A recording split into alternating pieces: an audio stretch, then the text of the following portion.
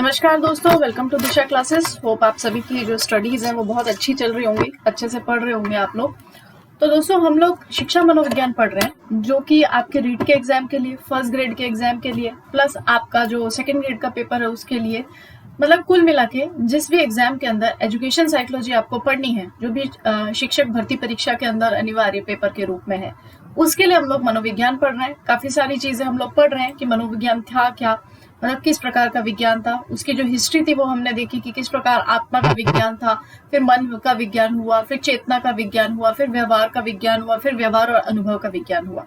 तो इस तरीके से हमने इसको डिस्क्राइब करते हुए पढ़ा। फिर कुछ परिभाषाएं पढ़ी, मनोविज्ञान की शाखाएं पढ़ी, उसकी प्रकृति पढ़ी। जब हमने उसकी शाखा पढ़ी तो हमने पढ़ा कि शिक्षा मनोविज्ञान क्या है, किस प्रकार से वर्क करता है, उसका अर्थ क्या है, उसका महत्व क्या है ना, किस प्रकार का वो विज्ञान है, किस प्रकार का उसका पूरा आर्ट है, उसकी प्रकृति किस तरह की है, और उसकी महत्वपूर्ण परिभाषाएं भी पढ़ी।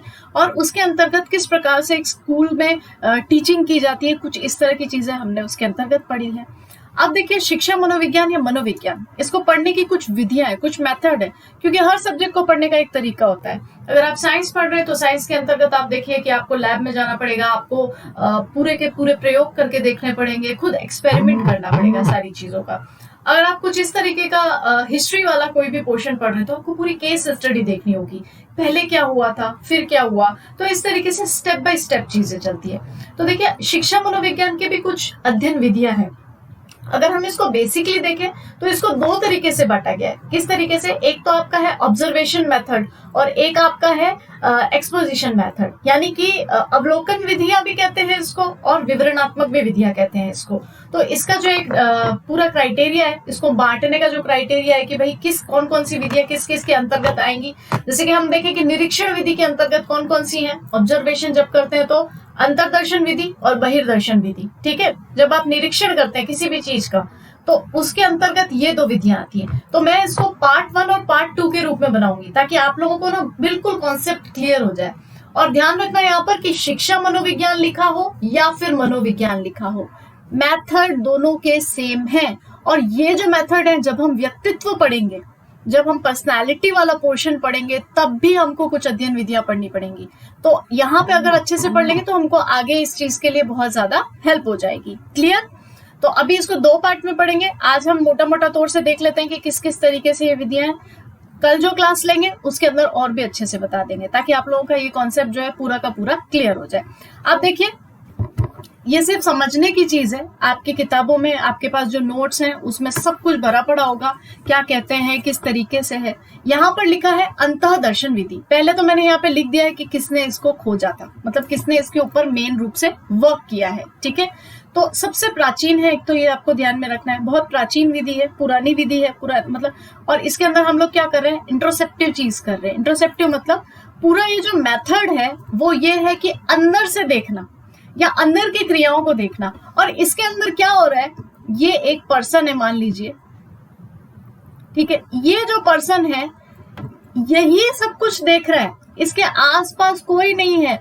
खुद के मस्तिष्क के अंदर ये खुद ही प्रक्रिया चल रही है, सोच विचार चल रहे हैं, सारी चीजें चल रही है। यानी कि क्या कर रहा है, ये खुद ही अपने बारे में चिंतन कर रहा है कि मैं क्या कर रहा हूँ, किस तरीके से कर रहा हूँ। यानी कि अपने मन का क्या कर रहा है, कुल मिला के खुद ही निरीक्षण कर रहा है। और जब आप अपने मन को खुद निरीक्षण करते हैं, जब आप अपने मन के बारे में खुद सोचते हैं, तो आप क्या कर सकते हैं ज्यादा से ज्यादा। ठीक है, आज मैंने पूरा दिन बिताया, आज मैं सवेरे उठा, मैंने उठकर और जो भी दैनिक कार्य थे वो सारे किए। अब मैंने सारे किए, अब मैं देख रहा हूँ कि अब मुझे क्या करना चाहिए। मैं पढ़ लूँ थोड़ी देर, या फिर मैं थोड़ी देर मोबाइल चला लूँ, या फिर मैं ऐसे करता हूँ कि मैं साइंस पढ़ लेता हूँ आज, या मैं आज साइकोलॉजी पूरी कवर कर लेता हूँ, या मैं ऐसे करता हूँ ज्योग्राफी का कुछ पोर्शन कर लेता हूँ, या फिर मैं खेलने चले जाऊँ थोड़ी देर पढ़ने से छुट्टी ले लेंगे तो क्या हो जाएगा। अभी तो बहुत दिन पड़े एग्जाम के अंदर, अभी क्या करना है, अभी थोड़ा रुक जाते हैं ना, धीरे धीरे स्टेप बाय स्टेप करता हूँ। आज तो टाइम टेबल ही बना लूंगा पूरा, आज तो मैं पूरा ढंग से पढ़ के रहूंगा। तो कितना परिवर्तन हो रहा है, कितना परिवर्तनशील है, ये अस्पष्ट है, ठीक है। ये तो बात हुई एक एडल्ट की, जब किशोरावस्था में आ रहे हो तो इतनी सारी चीजें चल रही है। तब तुम बच्चे हो छोटे, तब भी तुम्हारे मन में क्या, बाल्यावस्था के अंदर हो। अंतःदर्शन मतलब छोटा बच्चा, तो शेषवावस्था में तो ये विधि कारगर ही नहीं है, वो तो उसकी दुनिया ही अलग है। लेकिन जब बाल्यावस्था में से थोड़े से किशोरावस्था की तरफ प्रवेश कर रहे हो, 10th हो गई, 11th में क्या सब्जेक्ट लेना है मेरे को, तो अभी इसमें क्या है, खुद के मस्तिष्क के अंदर क्रियाएं चल रही है, मनुष्य खुद का निरीक्षण कर रहा है। तो बहुत पुरानी विधि है। जनरली हम लोग स्टेटमेंट देते हैं ना कि भाई तुम तो अपनी तैयारी अच्छे से करो, अच्छे से पढ़ो, अपने बारे में सोचो, तुम लोग क्या करना चाहते हो, क्या पढ़ना चाहते हो, थोड़ा विचार करो, ये वो, ये सारी जो बातें होती है वो किसके तहत है, अंतर्दर्शन विधि के तहत। ठीक है। अब देखिए कुछ विधि जो है, ऑब्वियस सी बात है, इसमें कुछ दोष भी हैं। अब दोष क्या क्या है, क्या क्या हो सकते हैं, आप खुद विचार कीजिए। एक तो क्या स्वयं का निरीक्षण संभव है मनुष्य से? स्वयं का जब मनुष्य निरीक्षण करता है तो वो क्या संभव है? हो नहीं सकता ना। एक ही व्यक्ति अपनी सारी जो क्रियाएं हैं उनके बारे में निरीक्षण कर रहा है, ये तो मुश्किल है थोड़ा सा। अब इसके लिए क्या क्या, एक तो प्रयोगशाला नहीं चाहिए, इसके लिए कोई भी ये वैज्ञानिक विधि नहीं है, किसी यंत्र की आवश्यकता नहीं है, ऐसे थोड़ी माइंड में कुछ लगा के और करेगा। किसी भी प्रकार की एक खर्चीली विधि नहीं है, कुछ फायदे हैं इसके, खर्चीली विधि नहीं है। जनक तो आपको मैंने बता ही दिया कि विलियम वुंट और टिचनर जो इसमें वर्क किया है, विलियम वुंट ने इस पे ज्यादा वर्क किया है। अब ये विधि किन किन के लिए नहीं काम में आती है, ध्यान दीजिएगा। कोई भी पागल व्यक्ति है या जानवर है या फिर छोटे बच्चे हैं, उनके व्यवहार का अध्ययन इस विधि से नहीं किया जा सकता। मैंने आपको ये चीज बता दी कि किन किन लोगों का अध्ययन इसके द्वारा नहीं किया जा सकता। मानसिक रूप से कोई विक्षिप्त है, कोई जानवर है, छोटे बच्चे हैं, उनके लिए तो ये उपयोगी नहीं है। ठीक है। तो एक विलियम जेम्स करके आपके मनोविज्ञानी है, वो कहते हैं कि इस विधि से जब कोई अध्ययन करता है तो इस विधि के द्वारा व्यवहार का अध्ययन करना उतना ही कठिन है जितना कि ये पता लगाना कि अंधेरा कैसा होता है। अब अंधेरा कैसा होता है, अंधेरा कैसा है, कोई कहेगा काला होता है, किसी को कुछ हल्की रोशनी नजर आएगी, किसी को कुछ नजर आएगा। अब अंधेरा कैसे होता है कोई कैसे बता सकता है ना। तो इस विधि के द्वारा विलियम जेम्स कहते हैं कि जो व्यवहार का अध्ययन करना उतना ही मुश्किल है जितना कि ये जानना कि भाई अंधेरा कैसा होता है। होप आपको समझ में आ गया होगा, सारा क्लियर। यहाँ पे एक ही व्यक्ति है जो अपने बारे में क्या कर रहा है, सारे का सारा कार्य कर रहा है। ठीक है। अब दूसरी विधि देखो क्या है, बहिर्दर्शन विधि। ठीक है। एक्सट्रोसेप्शन विधि या फिर ऑब्जर्वेशन विधि, जेबी वॉटसन ने इसको सबसे पहले लाया ऑब्जर्वेशन करने के लिए। वैज्ञानिक विधि, ऑब्वियस सी बात है, ऑब्जर्वेशन को हो रहा है तो क्या हो रहा है, वैज्ञानिक विधि है। अब इसके अंदर देखो, यहाँ पे तो यही व्यक्ति था ना। अब सपोज मैंने एक व्यक्ति बनाया, ठीक है, एक बालक मान लो, क्योंकि हम तो यहाँ पर बालक के बारे में ही पढ़ रहे हैं। साइकोलॉजी तो वैसे सब्जेक्ट है कि ह्यूमन बिहेवियर को पढ़ने का, ह्यूमन बिहेवियर, लेकिन अब आपको लोगों के लिए तो एजुकेशन साइकोलॉजी, तो एजुकेशन साइकोलॉजी जब पढ़ी जाएगी तो ऑब्वियस सी बात है किसका अध्ययन किया जाएगा, बालक का अध्ययन किया जाएगा। ये बालक है और ये हम बना देते हैं इनकी शिक्षिका। ठीक है, लग तो ये भी बालिका ही रही है। तो अब ये क्या हो गया, शिक्षक मान लो, ये व्यक्ति हो गया शिक्षक, ये व्यक्ति हो गया बालक। क्या है, बहिर्दर्शन विधि। मेथड कौन सा हो गया, यानी कि व्यवहार का निरीक्षण करके मानसिक दशा को जानना। ये टीचर क्या करेगा, इसके व्यवहार को समझने की कोशिश करेगा, क्या चल रहा है मन में, क्या कर रहा है। एक माहौल दिया जाएगा, एक माहौल दिया जाएगा, समाज के बीच में रख के चीजें करवाई जाएंगी, स्कूल में एक पर्टिकुलर मेथड के थ्रू चीजें करवाई जाएंगी, यानी कि ये जाना जाएगा कि बच्चा सोच क्या रहा है। ठीक है। मे बी इसके अंदर फेवरिज्म होने की बहुत संभावनाएं होती है, क्योंकि जनरली क्या होता है, स्कूल में हमारे भी तो कुछ टीचर्स होते हैं ना जो हमारे लिए फेवरेट होते हैं। तो अब वो बच्चे को देखते हैं तो कहते हैं नहीं नहीं ये तो बहुत अच्छा है, पढ़ने में बहुत बढ़िया है। इसमें एक व्यक्ति के द्वारा दूसरे व्यक्ति की क्रियाओं को जज किया जाएगा। तो फेवरेट स्टूडेंट होता है तो कई बार उसकी कुछ गलत चीजें होती है, वो भी नेग्लेक्ट हो जाती है। तो ये एक वैज्ञानिक विधि है। पक्षपात होने की संभावना है इसके अंदर, ऑब्वियस सी बात है। अध्ययनकर्ता के अंतर्दर्शन का प्रभाव भी बहिर्दर्शन पे पड़ता है, ऑब्वियस सी बात है ना। अंदर से इंट्रोवर्ट एक्सट्रोवर्ट हो, किस तरीके के बालक हो, ये भी थोड़ा सा ध्यान में रखना पड़ता है। फिर ये कि आप बनावटी व्यवहार भी बना सकते हो, यानी कि अंदर से कुछ और बाहर से कुछ और, बनावटी व्यवहार भी हो सकता है। ये मैं आपको उस चीज में बता रही हूँ कि इसके पक्ष में बातें भी बता रही हूँ और इसके विपक्ष में बातें भी बता रही हूँ। अब ये किस किस पे हो सकता है, तो ये जो विधि है बालकों के ऊपर, पशुओं के ऊपर, व्यक्तियों के ऊपर, व्यक्तियों के समूह के ऊपर, सबके ऊपर ये विधि की जा सकती है। ठीक है। बालक के जो वातावरण के अंतर्गत, व्यवहार के अंतर्गत, जो उसका व्यक्तिगत व्यवहार है, सामाजिक संबंधों में वे कैसा है, उसके अंदर जो जन्मजात गुण है वो विकसित सही से हुए कि नहीं हुए हैं, ये सारी चीजों का पता हमें लग जाता है। लेकिन सिर्फ एक क्या प्रॉब्लम है कि पक्षपात हो सकता है, क्योंकि फेवरिज्म आ जाता है ना कि भाई ये तो मेरा बच्चा थोड़ा सा फेवरेट है, इसको मैं थोड़ा सा ध्यान में रखते हुए सारी चीजें करूं। तो अंतर्दर्शन और बहिर्दर्शन में यही स्पेशल अंतर है। होप आप लोगों को समझ में आ गया होगा।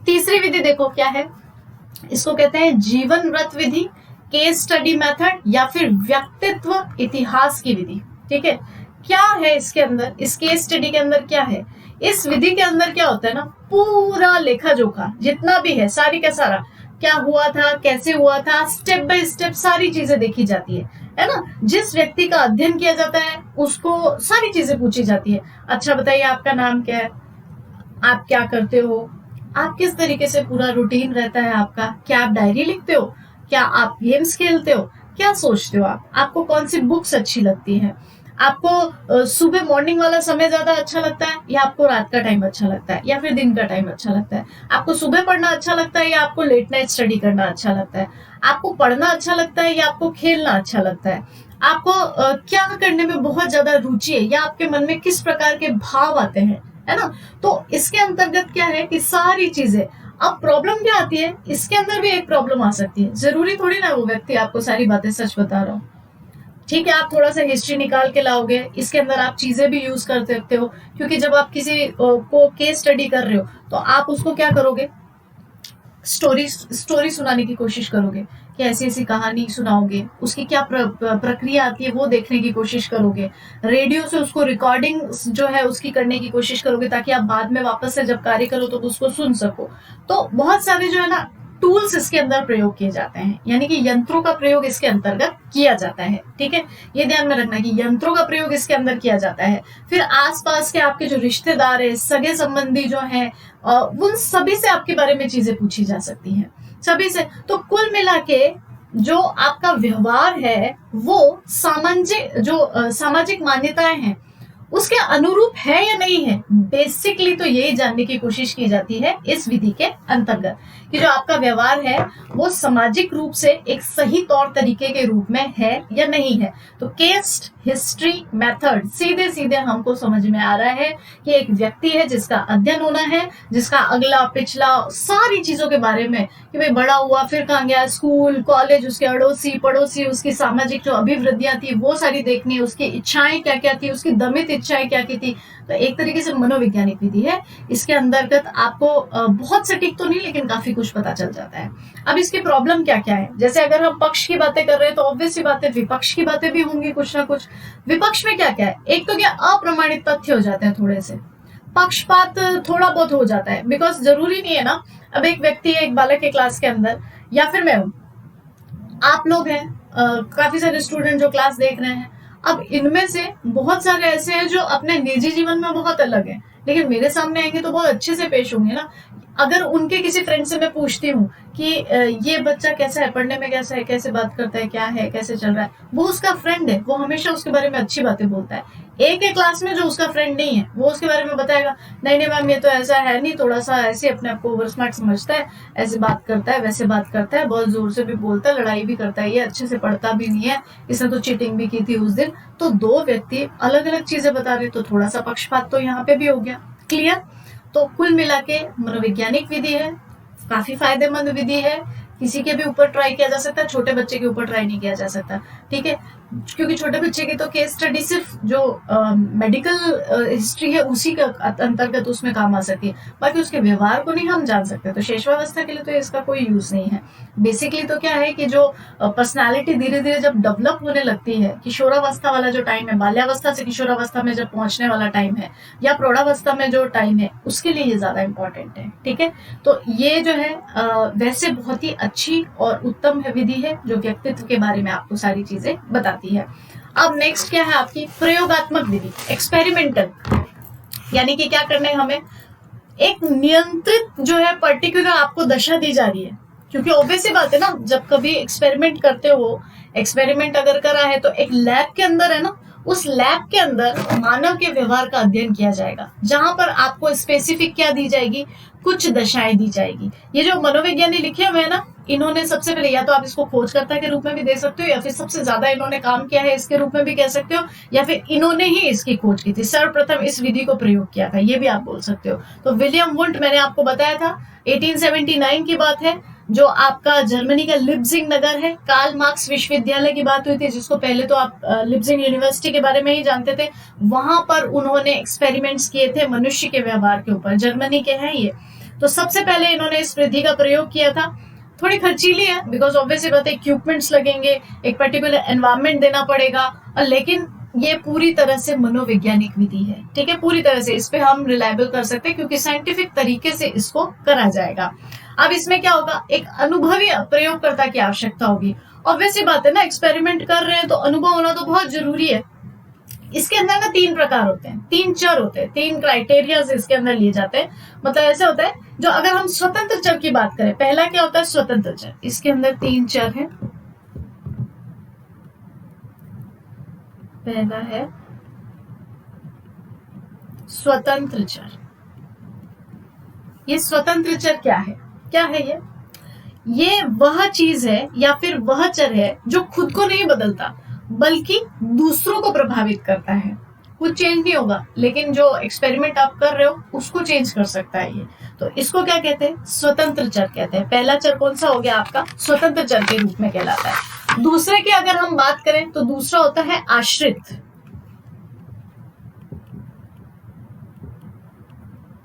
आश्रित चर, ये क्या होता है, ये एक ऐसा प्रकार का चर है, इसकी वजह से क्या होता है, दूसरों को बदल दिया जाता है, ठीक है, दूसरों को बदलना ही पड़ता है इसकी वजह से। जैसे कि एग्जाम्पल के लिए मैं देती हूँ, जैसे अगर कोई भी व्यक्ति है, वो क्या करता है, मादक पदार्थों का सेवन करता है, तो मादक पदार्थों का जब वो सेवन करेगा, नशीले पदार्थों का जब सेवन करेगा कोई भी व्यक्ति, तो ऑटोमेटिकली क्या होगा, वो आश्रित है ना उस पे, एक तो उसको डेली डेली उसको लेने की आदत हो जाएगी और उसके व्यवहार में धीरे धीरे क्या होने लगेगा, परिवर्तन होने लगेगा, ठीक है।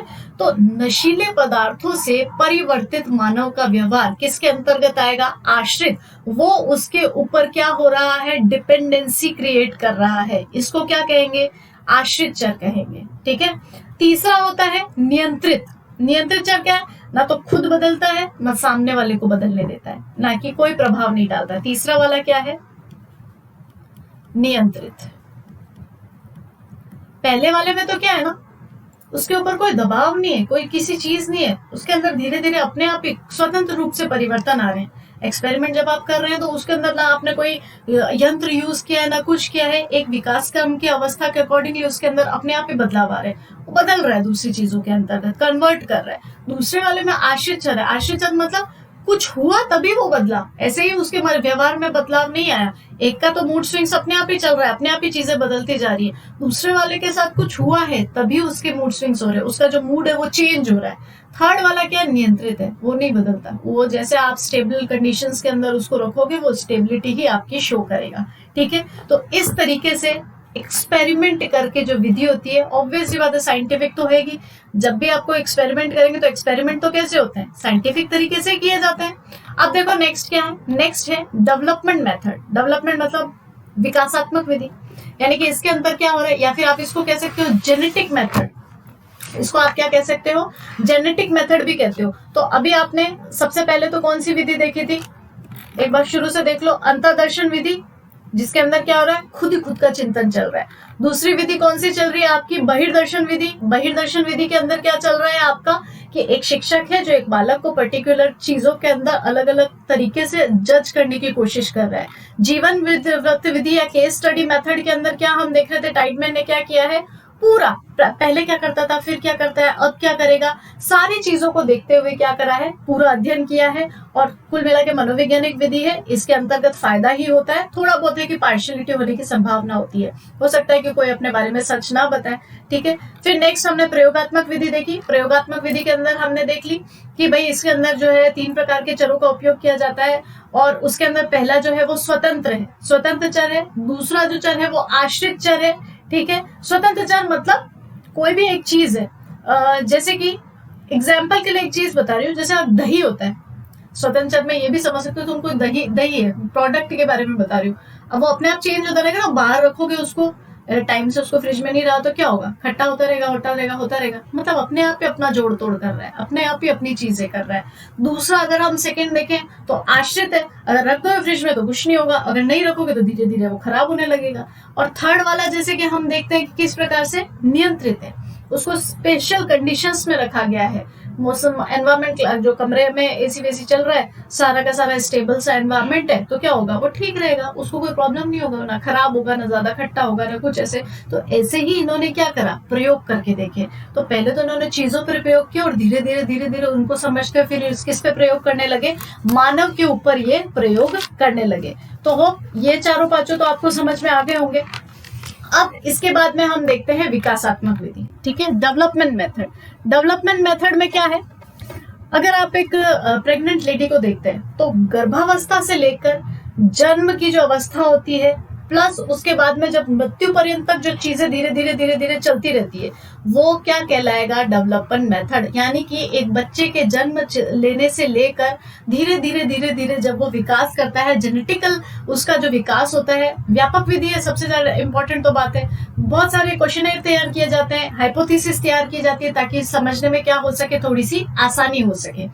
बहुत ज्यादा डिस्ट्रक्टिव मेथड, मतलब बहुत ज्यादा विकासात्मक विधि है, इसके नाम से ही स्पष्ट हो रहा है। बहुत सारी चीजें, बहुत सारे विषयों का इसके अंतर्गत अध्ययन किया जाता है।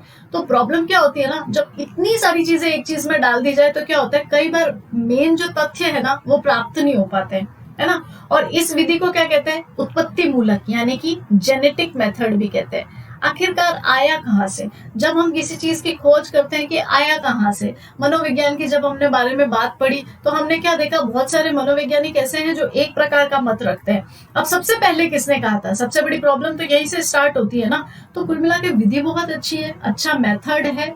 एक मनोवैज्ञानिक जो व्यवहार है वो किस तरीके से विकसित होता है उसका अध्ययन किया जाता है, लेकिन फिर भी कुल मिला के बड़ी विधि है, व्यापक विधि है। और हाइपोथेसिस तैयार की जा सकती है, लेकिन वो हाइपोथेसिस सही फैक्ट निकालेगी कि निकालेगी, नील हाइपोथेसिस होगी या होगी कि नहीं होगी, तथ्य हमें मिलेंगे या नहीं मिलेंगे, इस बारे में नहीं पता चल पाता है, ठीक है। तो मुझे लगता है कि इस वाली क्लास में हम इतना ही करते हैं, विकासात्मक विधि तक करते हैं। जो नेक्स्ट क्लास है उसके अंतर्गत हम ये देख लेते हैं कि आगे निदानिक विधि क्या होती है, एक्सप्लेन वाला जो पोर्शन है, ठीक है, निदानिक विधि क्या होती है, प्लस समाज नीति विधि क्या होती है, सांख्यिकीय विधि क्या होती है, प्रश्नावली विधि या साक्षात्कार विधि क्या होती है, और मनोविश्लेषणात्मक विधि क्या होती है। इसमें मैंने नाम लिख दिए हैं मनोवैज्ञानिकों के, ठीक है, नाम लिख दिए, एक्सप्लेन मैंने यहाँ विकासात्मक कर दिया है। नेक्स्ट जो बनाएंगे, जो वीडियो होगा उसमें, क्योंकि एक साथ इतना सारा बना दूंगी समझ में भी नहीं आएगा। अगर फिर भी समझ में ना आए, कोई सवाल हो तो मुझे बता दीजिएगा। जब आपका क्विक रिवीजन कराएंगे ना तो अभी जब विकासात्मक जो हमने पढ़ी है उनको फटाफट से पढ़ लेंगे और आगे की कंप्लीट कर देंगे। तो चलिए नेक्स्ट वीडियो में मिलते हैं आपसे, तब तक के लिए धन्यवाद। दिशा क्लासेस पे बने रहिए, चैनल को सब्सक्राइब करिए ताकि आपको साइकोलॉजी से जितनी भी रिलेटेड क्वेरीज हैं आपकी सॉल्व हो जाए, एग्जाम तक आप पूरे तैयार हो जाओ कि कोई भी कहीं से भी सवाल उठा के पूछे आपको अच्छे से आ जाए। पीडीएफ टेलीग्राम चैनल पे शेयर कर देते हैं, तो पीडीएफ आपको वहां से मिल जाएगी, ठीक है। क्लास हो जाती है ना जब, तो जब पूरी क्लास कंप्लीट हो जाती है उसके बाद में शेयर कर देती हूँ 1 या 2 दिन में, तो वहां से आप पीडीएफ ले लेना और कोई भी क्वेरी हो मैसेज कर लेना, व्हाट्सएप नंबर दे रखा है वहां पे आप पूछ सकते हो। चलिए अब नेक्स्ट क्लास में मिलते हैं, थैंक यू।